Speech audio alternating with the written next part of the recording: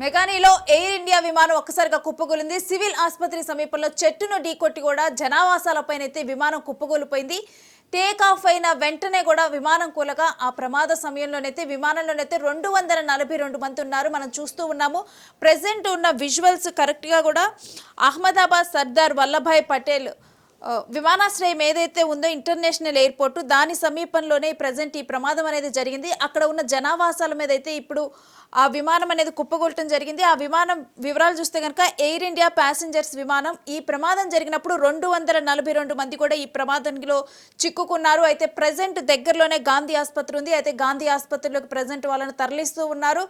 But ఇది ఘోర ప్రమాదంగా చెప్పవచ్చు. ఎందుకంటే కరెక్ట్గా కూడా ఇప్పుడు ఏదైతే ఎయిర్ ఇండియా ప్యాసింజర్స్ విమానం ఉందో ఇది ఢిల్లీ నుంచి కూడా అహ్మదాబాద్ వచ్చింది. అహ్మదాబాద్ నుంచి ఇది లండన్ చేరుకోవాలి. ఢిల్లీ నుంచి అహ్మదాబాద్ వచ్చిన తర్వాత అహ్మదాబాద్లో అది టేక్ ఆఫ్ తీసుకుంది. టేక్ ఆఫ్ తీసుకున్న తర్వాత ఇంజన్లో ప్రమాదం ఉన్నట్లు ఈ దీని కెప్టెన్ సుమిత్ అనమాట. Air India passengers captain Sumit. So వెంటనే కూడా ఇంజన్లో ప్రమాదం ఉంది, ప్రాబ్లం ఉందని చెప్పి కూడా ఇన్ఫామ్ చేశారు. ఇన్ఫామ్ చేసిన వెంటనే కూడా అది తక్కువ ఎత్తులో ఎగరటము, అక్కడే ఉన్న చెట్టును ఢీకొట్టడము, ఢీకొట్టిన తర్వాత 3 సార్లు కూడా గట్టిగా శబ్దాలు రావటము, గట్టిగా శబ్దాలు వచ్చిన తర్వాత కూడా ఆ విమానం కుప్పగూలిపోవటం జరిగింది. అయితే విమాన సమయంలో 242 మంది ఉన్నారు. అయితే మరొక ఇన్ఫర్మేషన్ ఏంటంటే గుజరాత్ మాజీ ముఖ్యమంత్రి విజయ్ రూపానీ ఇందులో ప్రయాణిస్తున్నట్లుగా మనకి లేటెస్ట్ ఇన్ఫర్మేషన్ తెలుస్తూ ఉంది. సో గుజరాత్ మాజీ ముఖ్యమంత్రి విజయ్ రూపానీ కూడా ఇదే విమానంలో ఆయన కూడా ఉండటం జరిగింది. ఈ విమానం అహ్మదాబాద్ సర్దార్ వల్లభాయ్ పటేల్ విమానాశ్రయం దగ్గర ఇంటర్నేషనల్ ఎయిర్పోర్ట్ దగ్గర వెంటనే కూడా టేక్ ఆఫ్ అయిన కొన్ని నిమిషాల్లోనే, అంటే 1 గంట 38 నిమిషాల్లోనే వెంటనే అది క్రాష్ అవటం జరిగింది. ఒక్కసారిగా కూడా క్రాష్ అవడంతో ఇటు 1 గంట 50 నిమిషాలకి ఎమర్జెన్సీ డిక్లేర్ చేశారు. ఎమర్జెన్సీ డిక్లేర్ చేసి ఇప్పుడు ఎన్డీఆర్ఎఫ్ బృందాలు అక్కడికి చేరుకున్నాయి. ఎన్డీఆర్ఎఫ్ బృందాలు అక్కడికి చేరుకున్న తర్వాత అత్యవసరంగా కూడా ఇప్పుడు ప్రజెంట్ అయితే అక్కడ చేపడుతూ ఉన్నారు చర్యలు. మరోవైపు ప్యాసింజర్స్, మరోవైపు అక్కడ జనావాసాలు ఉన్న దగ్గర ఇది కుప్పగొట్టడం జరిగింది. అదే టైంలో దాంట్లో 242 మంది కూడా ఉండటం జరిగింది. మరోవైపు అక్కడ పెద్ద ఎత్తున కూడా మంటలు వ్యాపించడం జరిగింది. మనం చూస్తూ ఉన్నాం సహాయక చర్యలు ఏ విధంగా కొనసాగుతున్నాయి అనేది కూడా. కొంతమందిని ఇటు బెడ్ల మీద తీసుకుని వెళ్తున్న దృశ్యాలు మనం చూస్తూ ఉన్నాము. కాకపోతే ప్రమాదం మాత్రం తీవ్ర స్థాయిలో ఉంది. మరి ఎవరి పరిస్థితి ఏంటనేది కూడా ఇప్పుడే తెలిసే పరిస్థితి కూడా లేదు. ఎందుకంటే అక్కడ సహాయక చర్యలు కొనసాగుతూ ఉన్నాయి. మరోవైపు జనావాసాల మధ్య ఈ ప్రమాదం జరిగింది. మరి అక్కడ నివసించే వారు ఎవరైనా ఈ ప్రమాదంలో చిక్కుకున్నారా అనేది కూడా ఇంకా ఇన్ఫర్మేషన్ తెలియాల్సి ఉంది. అఫీషియల్ ఇన్ఫర్మేషన్ అయితే ఇంకా డిక్లేర్ అవ్వలేదు. అంటే ఎవరెవరు గాయపడ్డారు, ఎంతమంది ఏంటనేది కూడా డేటా మొత్తం కంప్లీట్గానైతే ఇప్పటి వరకు బయటకు రాలేదు. ఎందుకంటే ఇంకా కూడా సహాయక చర్యల్లో నిమగ్నమై ఉన్నారు. మనం చూస్తూ ఉన్నాం ఇంకా కూడా దట్టమైన పొగలు వస్తున్నాయి. ఫైర్ ఇంజన్ సాయంతోనైతే ప్రజెంట్ ఆ దట్టమైన పొగలను కూడా కంట్రోల్ చేసే ప్రయత్నం చేస్తున్నారు. మరోవైపు ఒక్కసారిగా కూడా ఇటు అలర్ట్ అయింది. అహ్మదాబాద్ మొత్తం కూడా అలర్ట్ అవడం జరిగింది. ఇప్పుడు ప్రజెంట్ అక్కడ సహాయక చర్యలు కొనసాగుతున్నాయి. ఇక ఏపీ నుంచి విమానయాన మంత్రి రామ్మోహన్ నాయుడు కూడా అక్కడికే బయలుదేరారు. ఆయన కూడా అక్కడికి వెళ్ళబోతున్నారు పరిస్థితిని సమీక్షించేందుకు. ఎయిర్ ఇండియా ప్యాసింజర్స్ విమానం ఇప్పుడైతే ప్రమాదానికి గురవటం అయితే జరిగింది.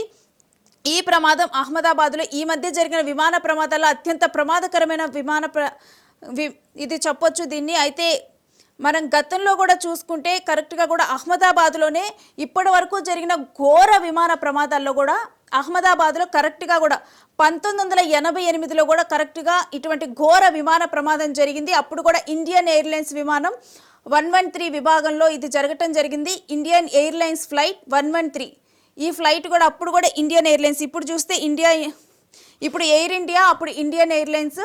సో అది కూడా ముంబై నుండి అహ్మదాబాద్కు నడుస్తున్న విమానం. ఇది 19వ తారీఖు అక్టోబర్ నెల 1988న అహ్మదాబాద్ విమానాశ్రయానికి చేరుకునే చివరి దశలో కూలిపోవటం జరిగింది. అప్పుడు ఆ విమానంలో 135 మంది ఉన్నారు. 135 మందిలో కూడా 133 మంది మరణించడం అనేది జరిగింది. సో ఇప్పుడు కూడా అహ్మదాబాద్లో ఘోర విమాన ప్రమాదం అనేది మళ్ళీ చోటు చేసుకుంది. అప్పుడు జరిగిందే అసలు ఇండియాలో జరిగిన అత్యంత ప్రమాదకరమైన విమాన ప్రమాదంగానైతే అప్పుడు చెప్పడం జరిగింది. దాన్ని డిక్లేర్ చేశారు.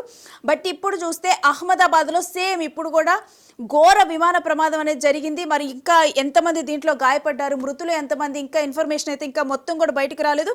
బట్ ఎయిర్ ఇండియా ప్యాసింజర్స్ విమాన కెప్టెన్ అయితే ఇప్పుడు సుమిత్. సో వెంటనే కూడా టేక్ ఆఫ్ అయ్యే ముందల ఒక్కసారిగా ఢిల్లీ నుంచి అహ్మదాబాద్ వచ్చిన తర్వాత అహ్మదాబాద్ నుంచి లండన్ వెళ్లేందుకు బయలుదేరింది ఆ విమానం. బయలుదేరిన తర్వాత దాని ఇంజన్లో ప్రాబ్లం వచ్చినట్లు కూడా లోపల ఉన్న వాళ్ళకి అర్థమైన వెంటనే కూడా ఇన్ఫార్మ్ చేయడం జరిగింది. అర్జెంట్ ల్యాండింగ్ కావాలి అని చెప్పి ల్యాండింగ్ కావాలని ఇన్ఫార్మ్ చేసిన తర్వాత ఎత్తులో ఎగరాల్సిన విమానం చూస్తున్నాం కదా, టేక్ ఆఫ్ అయిన తర్వాత పైకి వెళ్తుంది విమానం. అయితే ఎత్తులో ఎగరకుండా అది డౌన్కి వెళ్ళింది. అక్కడే చెట్టు ఉంది, చెట్టు కూడా ఢీకొన్న వెంటనే కూడా 3 సార్లు పేలుడు శబ్దం వచ్చింది అని చెప్పి కూడా అక్కడ స్థానికులు చెప్పడం జరిగింది. చూస్తున్నాం కదా మన విజువల్స్లో. ఢీకొన్న వెంటనే కూడా ఒక్కసారిగా మంటలు ఉవ్వెత్తిన ఎగసిపడిన కూడా అక్కడ ఉన్న జనావాసాలు కూడా ఒక్కసారిగా భయపడటం అనేది జరిగింది. అయితే ఇప్పుడు మనం చూస్తున్న విజువల్స్ కూడా చూసే వాళ్ళకు కూడా హృదయ విదారకంగా అనిపిస్తూ ఉంటాయి. ఎందుకంటే అదే టైంలో 242 మంది ప్యాసింజర్స్ ఉన్నారు. అందులో గుజరాత్ మాజీ ముఖ్యమంత్రి విజయ్ రూపానీ ఉన్నట్లు కూడా మనకి సమాచారం అందుతుంది. సో వీళ్ళందరూ లండన్ వెళ్ళటానికి బయలుదేరారు. ఈ టైంలో అహ్మదాబాద్లో అనుకోకుండా కూడా కనీసం టేక్ ఆఫ్ అయిన కొన్ని నిమిషాల్లోనే కరెక్ట్గా కూడా 1:38 ఈ ప్రమాదం అనేది చోటు చేసుకోవడం జరిగింది. ప్రమాదం జరిగిన తర్వాత 12 నిమిషాలు అంటే 1:50 ఎమర్జెన్సీని డిక్లేర్ చేయడం జరిగింది. Present Ahmedabad near airport Ahmedabad Sardar Vallabhbhai Patel international ఎయిర్పోర్ట్కి దగ్గరలో ఇప్పుడు ప్రజెంట్ అయితే ఎమర్జెన్సీ డిక్లేర్ చేశారు. ఎమర్జెన్సీ డిక్లేర్ చేసి సహాయక చర్యలు కొనసాగిస్తున్నారు. ఇంకా అక్కడ ఏ వెహికల్స్ కూడా వెళ్లకుండా ప్రజెంట్ ట్రాఫిక్ ఆపేసి అయితే ఈ సహాయక చర్యలు కొనసాగించే పనిలో ఉన్నారు. అయితే ఇప్పుడు మనం చూస్తున్నాం కదా, దాంట్లో ఉన్న ప్యాసింజర్స్ ఎవరైతే ఇంజ్యూర్ అయ్యారో వాళ్ళను కూడా అది గాంధీ ఆసుపత్రి దగ్గరలో ఉంది. కరెక్ట్గా ఈ ప్రమాదం జరిగిన దగ్గర హాస్పిటల్ కూడా ఉంది. సో వాళ్ళని హాస్పిటల్కి అయితే తరలిస్తూ ఉన్నారు ప్రజెంట్. కాకపోతే ప్రమాద స్థాయిని కనుక చూస్తే డెఫినెట్గా కూడా మృతుల సంఖ్య ఎక్కువ ఉంటుందనే అభిప్రాయమే వ్యక్తమవుతుంది. మనం చూస్తూ ఉన్నాం విజువల్స్ క్లియర్గా. జనాలందరూ కూడా అక్కడ చుట్టూ చేరారు. మొత్తం కూడా అసలు ఏమీ కనిపించడం లేదు. మొత్తం దట్టమైన పొగ. ఆ పొగలో సహాయక చర్యలు అందించడం కూడా చాలా కష్టమే. ఊపిరి తీసుకోవడం కూడా కష్టం అనే భావన మనకి అర్థమైపోతుంది. ఎంత దట్టమైన పొగ అంటే కనీసం అక్కడ ఉన్న వాళ్ళకి ఊపిరి కూడా, కనీసం అందులో గాయపడిన వాళ్ళు ఉంటారు కదా, వాళ్ళు పక్కకు రావడానికి కూడా ఊపిరి కూడా ఆడదేమో అనిపిస్తుంది. అంత దట్టమైన పొగ. మరోవైపు అక్కడ సహాయక చర్యలు కొనసాగుతున్నాయి. ఎన్డీఆర్ఎఫ్ బృందాలు కూడా అక్కడికి చేరుకున్నాయి. ఇక ఏపీ నుంచి మంత్రి రామ్మోహన్ నాయుడు కూడా అక్కడికి బయలుదేరటం అనేది జరిగింది. ఆయన కూడా అక్కడికి వెళ్తూ ఉన్నారు. సో ప్రజెంట్ అహ్మదాబాద్లో ఈ ఘోర విమాన ప్రమాదం అనేది కూడా ఇప్పుడు ప్రజెంట్ అయితే ఒక సెన్సేషనల్ సంచలనాన్ని సృష్టించింది. అంటే ఒక హృదయ విదారకమైన ఘటన అని దీన్ని చెప్పాలి. అనుకోకుండా ఇంత పెద్ద ప్రమాదం గతంలో చూసినా కానీ 1988లో ఇదే అహ్మదాబాద్లో పెద్ద ప్రమాదం జరిగింది. అప్పటి వరకు జరిగిన విమాన ప్రమాదాల్లో అదే పెద్ద ప్రమాదము. దాన్ని ఒక పెద్ద విమాన ప్రమాదంగా డిక్లేర్ చేయడం కూడా జరిగింది. అహ్మదాబాద్లో 135 మంది ఉంటే 133 మంది చనిపోవటం అనేది జరిగింది. ఇప్పుడు కనుక చూస్తే అండ్ విజయ్ రూపానీ గుజరాత్ మాజీ ముఖ్యమంత్రి విజయ్ రూపానీ కూడా ఉన్నారు. అయితే అహ్మదాబాద్ ఎయిర్పోర్ట్లో ఎయిర్ ఇండియా విమానం కూడా కుప్పగూలిపోవటం అనేది జరిగింది. టేక్ ఆఫ్ అయిన సమయంలో విమానం కూలిపోయినట్లుగా కూడా తెలుస్తుంది. సంఘటన స్థలానికి 12 ఫైర్ ఇంజన్లు చేరుకొని ఇప్పుడు మంటలు ఆర్పే ప్రయత్నం చేస్తున్నారు. కానీ ఆ మంటలు ఆర్పడానికి చాలా కష్టతరమైన పని అనే చెప్పాలి. దట్టమైన పొగలు.